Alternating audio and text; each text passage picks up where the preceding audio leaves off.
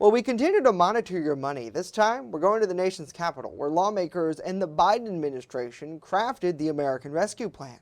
Our Washington correspondent Matt Knadler is digging deeper for us to see how federal officials think that money should be spent.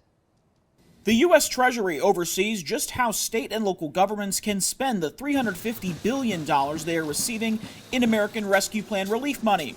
Earlier this year, they offered interim guidance on those rules. We first brought you that story back in June. It's going to make it possible for an awful lot of educators, first responders, sanitation workers to go back to work. So I reached out to the Treasury Department over the last week or so to see if those rules have changed. Officials declined an on-camera interview for our story, but a Treasury spokesperson tells me our local governments should continue relying on that interim rule as they begin receiving and spending their money. So we looked into the 39-page roadmap of sorts to see if Treasury and the Biden administration suggest local officials spend that money in one key area.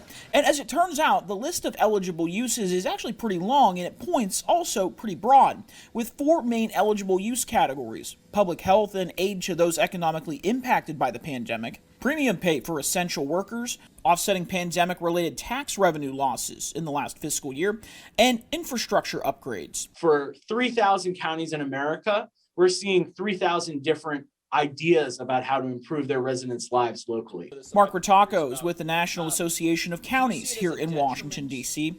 He says the language is intentionally vague because some counties were hit harder than others by COVID, meaning they will have different needs moving forward. And that's what we are counting on all of America's 3,069 counties to do, which is to invest this money wisely and efficiently in these types of services that our residents say they need to be prosperous in the 21st century. There are 2 areas where relief funds cannot be used: padding pension programs, and states and territories cannot use the money to cut taxes.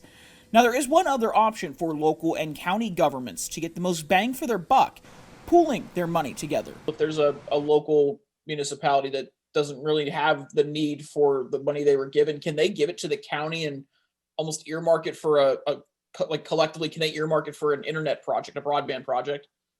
Intergovernmental transfers are allowed in Treasury's interim final rule. Maybe a town or a city will transfer money to a county for a large broadband project, or the state, county, and a city would pool their money together to enter a public-private partnership with a local service provider. Treasury officials tell me that of the $350 billion approved in the American Rescue Plan, over $230 billion has already been sent to states, territories, and localities.